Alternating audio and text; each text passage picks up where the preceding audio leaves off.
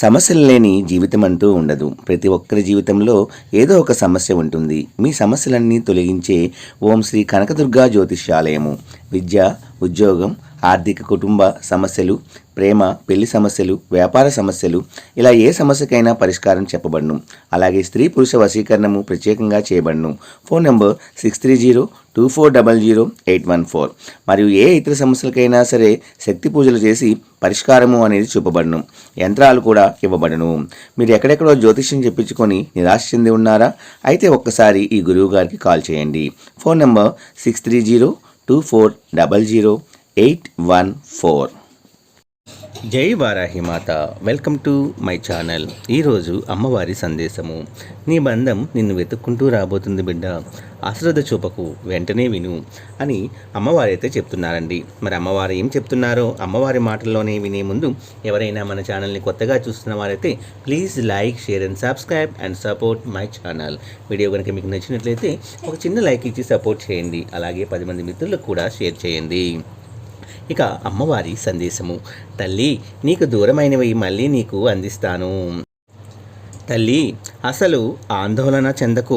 నువ్వు వేటిని దూరం చేసుకున్నావో, నువ్వు ఏదైతే దూరమయ్యి ఇన్ని రోజులు బాధపడ్డావో అవన్నీ కూడా నీ దగ్గరికి వచ్చే సమయము ఆసన్నమైంది బిడ్డ.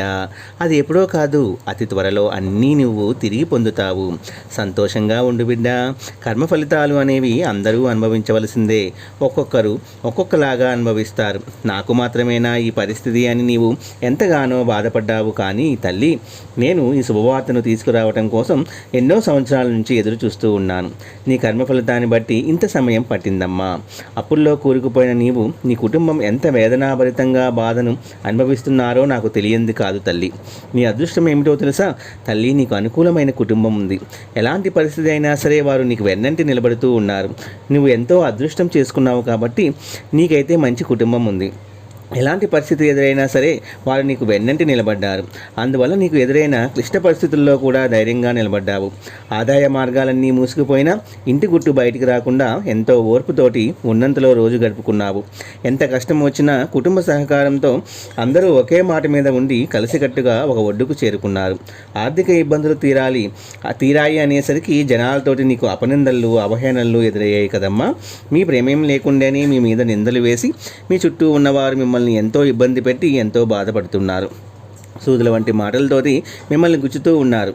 ఆ బాధలను తట్టుకోలేక ఎంతో బాధపడుతున్నావు తల్లి. అమ్మా, నాకు మాత్రమే ఎందుకు ఇలా జరుగుతుంది? ఆర్థికపరంగా ఎన్నో ఇబ్బందులు పడ్డాను, ఆరోగ్యపరంగా ఎన్నో ఇబ్బందులు పడ్డాము. వాటి నుంచి కొంచెం గట్టెక్కాము అనుకుంటే మాకు ఈ శత్రువుల బాధ ఏమిటి అమ్మా? మేము ఏం పాపం చేశాము అని మమ్మల్ని ఎందుకు ఇలా ఇబ్బంది పెడుతున్నారు అని ఎంతగానో బాధపడుతున్నావు కదా తల్లి.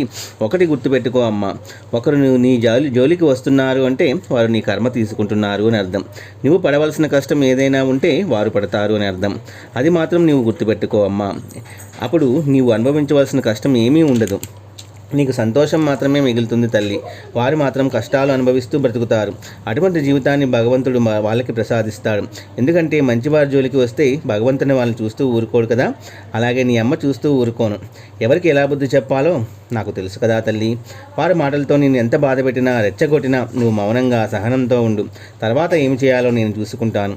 నువ్వు వేసే ప్రతి అడుగు జాగ్రత్తగా వెయ్యి, ఆచితూచి మాట్లాడు. అలాగే బంధం దూరమైందని బాధపడుతున్నావు కదా, కానీ నీ బంధం దూరమైందని నువ్వు అసలు బాధపడవద్దు. ఎందుకంటే నువ్వు ఎంత మంచిగా ఉన్నా సరే నీ బంధం నిన్ను అర్థం చేసుకోలేదు.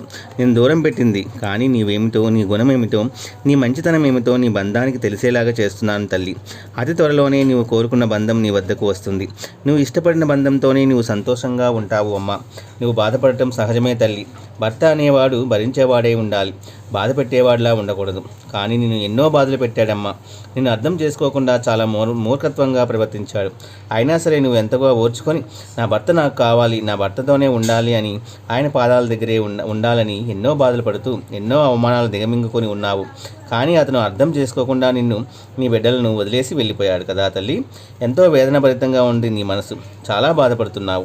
నీ భర్తకు బుద్ధి చెప్పి నీ గురించి, నీ పిల్లల గురించి అర్థం చేసుకొని జీవితాంతం మిమ్మల్ని సంతోషంగా చూసుకునేలా చూసే బాధ్యత నాది తల్లి. నువ్వు దిగులు పడింది చాలు, నువ్వు ఎదురు చూసింది చాలు. నీ ఎదురు చూపులు ఫలించాయమ్మా. అతి త్వరలోనే నీ బంధాన్ని దగ్గరికి చేరుస్తాను. నీ బంధంతో కలిసి సంతోషంగా ఉంటావు. ఇక నీ జీవితంలో కష్టాలు అనేవి ఉండవు. బంధం దూరం అవుతుంది అనే మాట ఉండదు. తల్లి సంతోషంగా ఉంటావు తల్లి. నేను నీకు మాట ఇస్తున్నాను కదమ్మా, ఈ చిన్న పని చెయ్యి, తప్పకుండా నీకు మంచి అనేది జరుగుతుంది.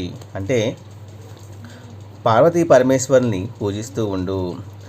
ఎందుకు అంటే పార్వతీ పరమేశ్వర్లు అర్ధనారీశ్వర్లు కాబట్టి ఓం అర్ధనారీశ్వరాయ నమః అనే మంత్రాన్ని కూడా జపించావు అంటే తప్పకుండా నీ బంధం నీతో కలిసి మంచి రోజులు నువ్వు గడుపుతావమ్మా. నా మీద నమ్మకంతో, నేనున్నాననే నమ్మకంతో ధైర్యంగా ఉండు తల్లి. తప్పకుండా నీ బంధము అనేది తిరిగి వస్తుంది. నువ్వు నీ భర్తతో, నీ పిల్లలతో సంతోషంగా ఉండే రోజులు కూడా ముందున్నాయి తల్లి. నమ్మకమే దేనికైనా ముఖ్యము. ఓర్పు నమ్మకంతో ఉండు, అన్నీ సర్దుకుంటాయని వారాహి అమ్మవారు ఈరోజు చాలా చక్కటి సందేశాన్ని మనందరి కోసం తీసుకొచ్చారండి. ఈ సందేశం కూడా మీ అందరికీ నచ్చింది అనుకుంటున్నాను ఫ్రెండ్స్. నచ్చితే ఒక చిన్న లైక్ ఇచ్చి సపోర్ట్ చేయండి. అలాగే 10 మంది మిత్రులకు కూడా షేర్ చేయండి. రేపు ఒక మంచి వీడియోతో మనందరం మళ్ళీ కలుసుకుందాము. సర్వే జన సుఖినో భవంతు.